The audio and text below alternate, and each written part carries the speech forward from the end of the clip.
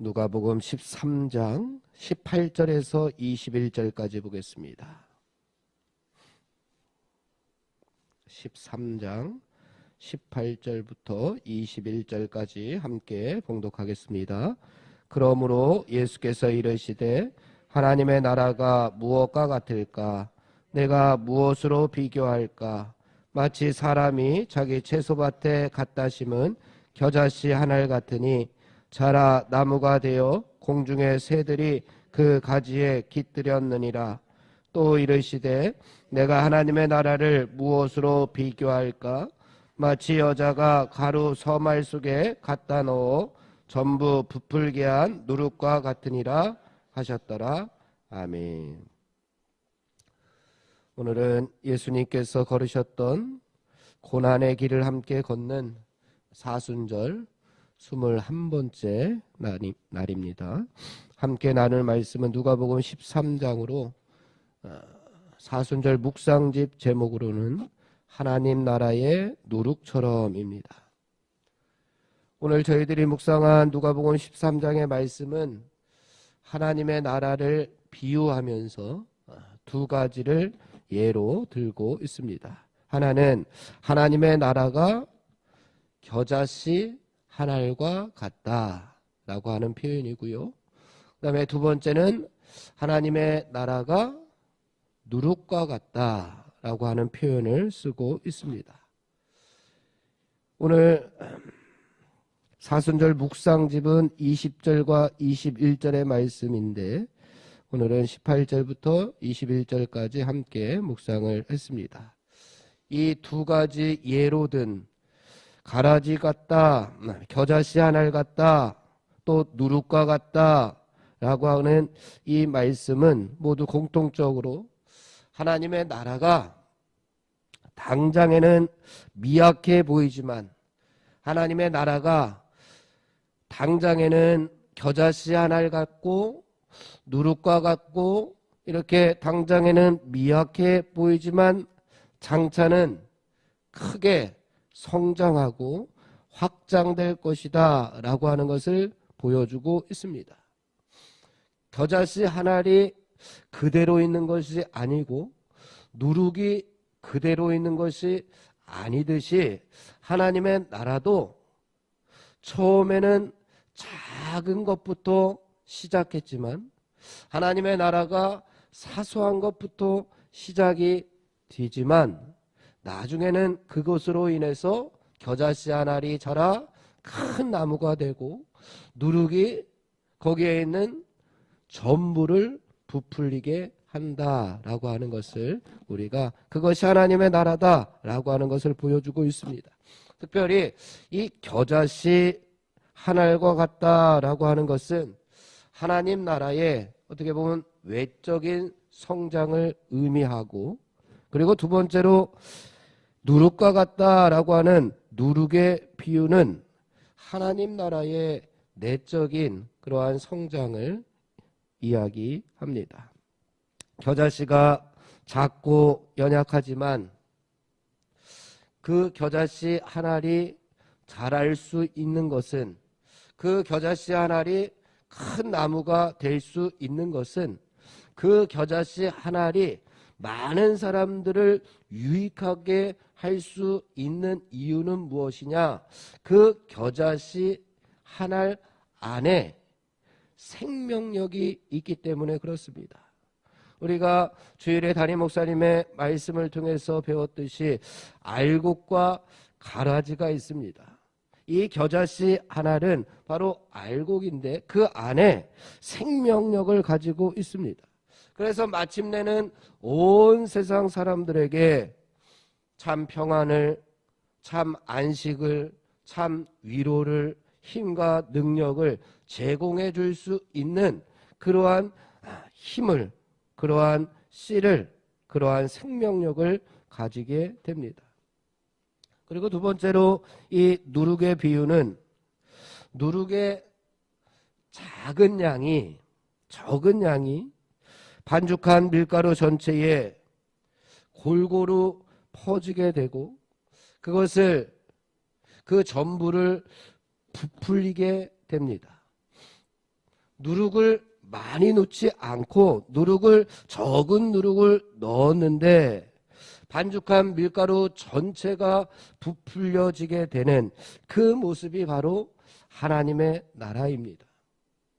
하나님의 나라가 악한 세상을 변화시키고 새롭게 함으로 하나님의 나라가 확장되어져 나갈 것이다 라고 하는 것을 보여주고 있는 겁니다.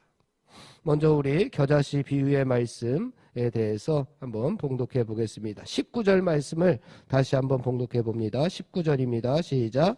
마치 사람이 자기 채소밭에 갖다 심은 겨자씨 한 알 같으니 자라 나무가 되어 공중의 새들이 그 가지에 깃들였느니라. 아멘. 유대인들이 가장 작은 것을 이야기할 때에 무엇에 비유하느냐? 겨자씨에 비유를 합니다. 우리나라 씨앗 중에 가장 작은 씨앗은 채송화 씨앗이다 라고들 이야기하는데 그 채송화 씨앗보다 겨자씨가 더 작다라고 이야기합니다. 유대인들은 그래서 제일 형편없는 것을 비유할 때 가장 쓸모없는 것을, 가장 보잘것없고 가장 볼품없는 것을 말할 때에 이 겨자씨 같다, 너는 참 겨자씨 같다 라고 할 때는 넌 참 볼품이 없다, 넌 참 쓸모가 없다 라고 할 때 겨자씨를 비유를 합니다.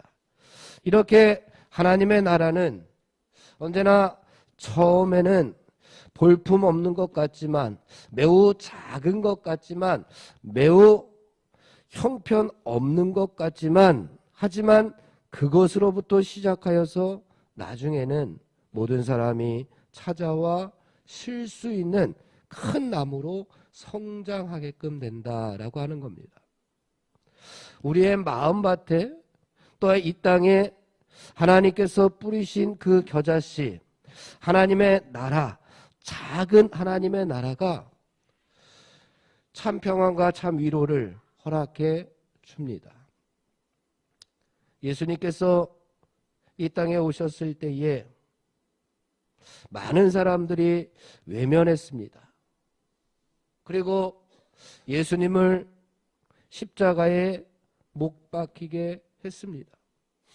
그 목수의 아들로 태어났던, 그리고 마구간에 태어났던, 그리고 시골 동네에 태어났던, 그래서 아무도 주목하지 않았던 그 예수님이라고 하는 하나님의 나라 이 땅에 겨자씨로 오셨는데, 그 예수님으로 인해서 온 세상에 하나님의 나라가 자라났다라고 하는 것과 같습니다.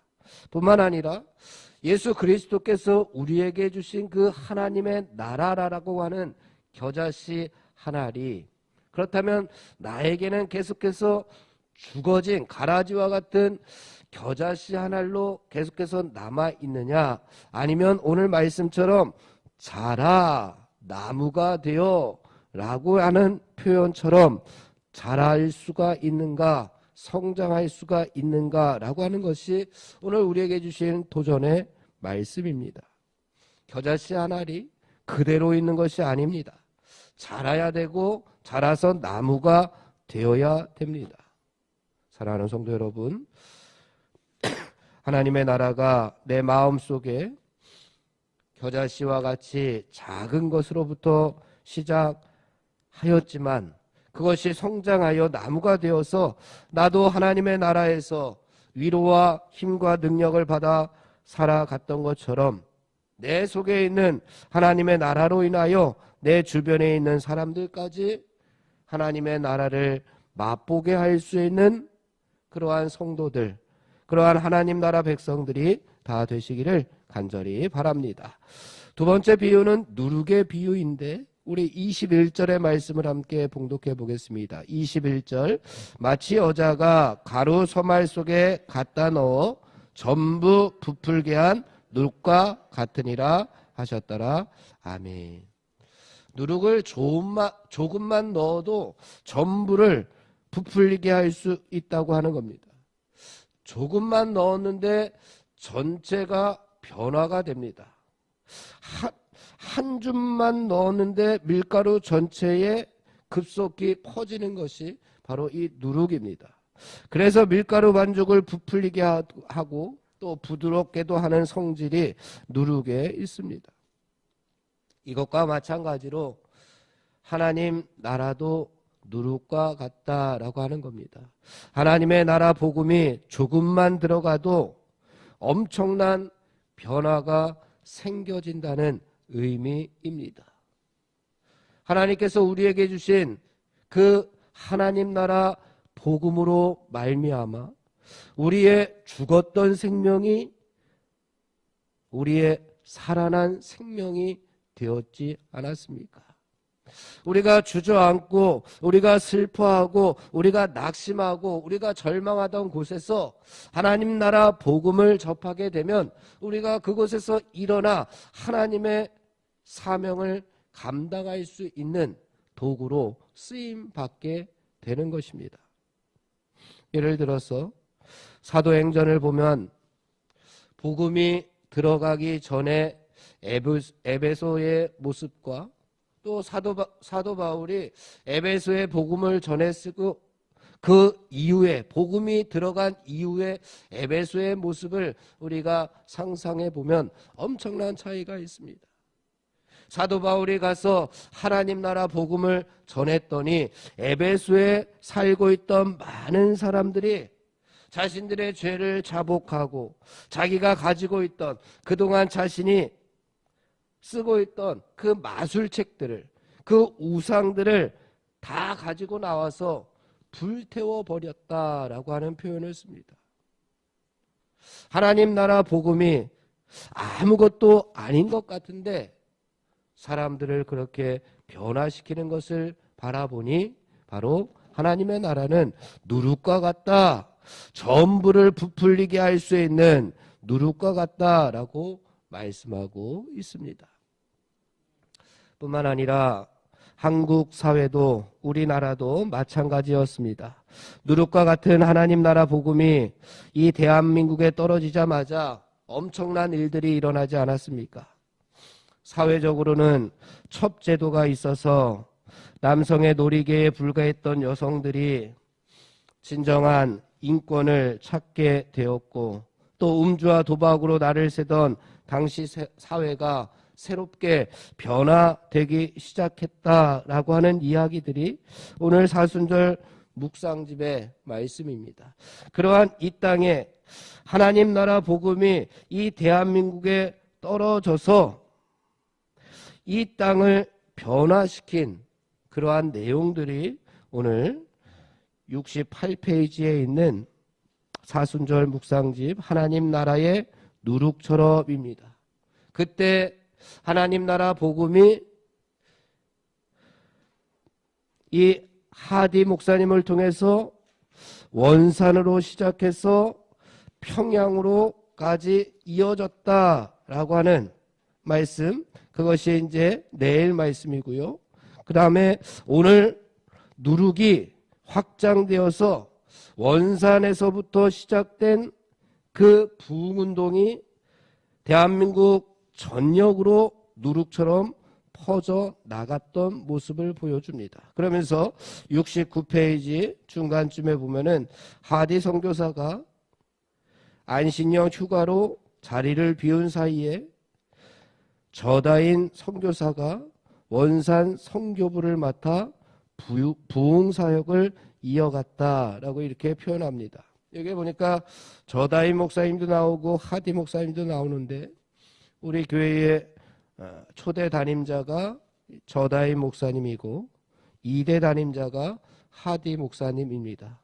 또 저다인 목사님은 종교교회 담임 목사님이셨기 때문에 우리 교회가 종교교회 기도처, 처음에는 기도처로 시작했기 때문에 종교교회 담임 목사님이 우리 교회의 초대 목사님으로 되어 있습니다. 그리고 새롭게 하디 목사님께서 담임 목사님으로 오시게 되었다라고 하는 우리 석교교회의 역사가 있었던 것처럼 하디 목사님이나 저다임 목사님이나 모두 다 누룩의 역할을 감당해서 그들이 가는 곳마다 하나님의 나라 복음이 전해졌고 그것에 놀라운 하나님 나라 확장의 역사들이 일어났다라고 하는 내용입니다.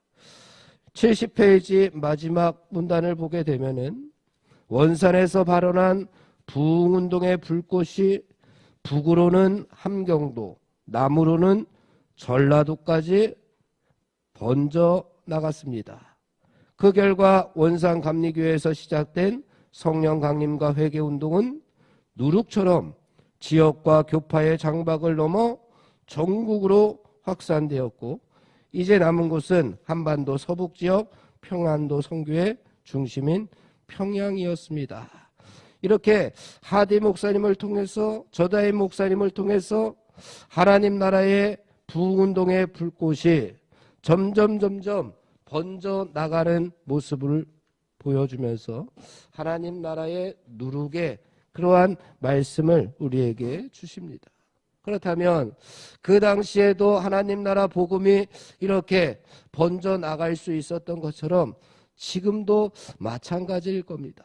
우리가 가지고 있는 하나님 나라 복음이 나로부터 시작해서 점점 번져 나가야지만 그것이 온전한 하나님께서 원하시는 진정한 하나님 나라의 복음일 겁니다. 내가 가지고 있는 그 복음이 지금 누룩과 같이 전부 부풀게 할 수 있는 하나님의 나라인지 나무가 되어 자라 나무가 되어 많은 사람들을 유익하게 할 수 있는 겨자씨 한 알과 같은 하나님 나라 복음인지 다시 한번 오늘 나의 하나님 나라 복음 다시 한번 점검하고 그것이 겨자씨 한 알같이 누룩과 같이 성장할 수 있는 확장할 수 있는 전부를 변화시킬 수 있는 놀라운 하나님 나라 복음을 여러분들 간직하시고 그 복음이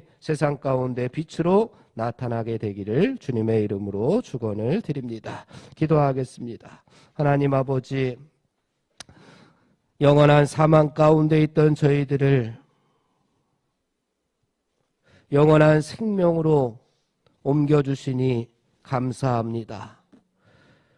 슬픔에 빠져있고 어둠 가운데 있던 저희들을 복음 가운데로 불러주시고 빛으로 불러주심을 감사드립니다. 하나님께서 저희들을 변화시켰던 것처럼 우리들도 점점 어두워져가는 이 세상에 빛으로서의 역할을 감당하며 하나님 나라 복음을 전파할 수 있는 도구로 쓰임받게 하여 주시옵소서. 예수님의 이름으로 기도하옵나이다. 아멘. 우리 합심하여 기도하고 개인 기도하고 돌아가겠습니다. 하나님 나라 시민답게 살아가게 하여 주옵소서. 하나님의 말씀이 기준이 되게 하여 주시옵소서. 김희동 권사님의 의식을 하루속히 회복시켜 주시고 질병과 연약함으로 고통당하는 성도들을 치유하여 주옵소서. 지진으로 인하여 고통당하는 튀르키예와 시리아에 하나님의 은혜를 더하여 주시옵소서. 우리 함께 합심하여 기도하고 개인 기도하고 돌아갑니다.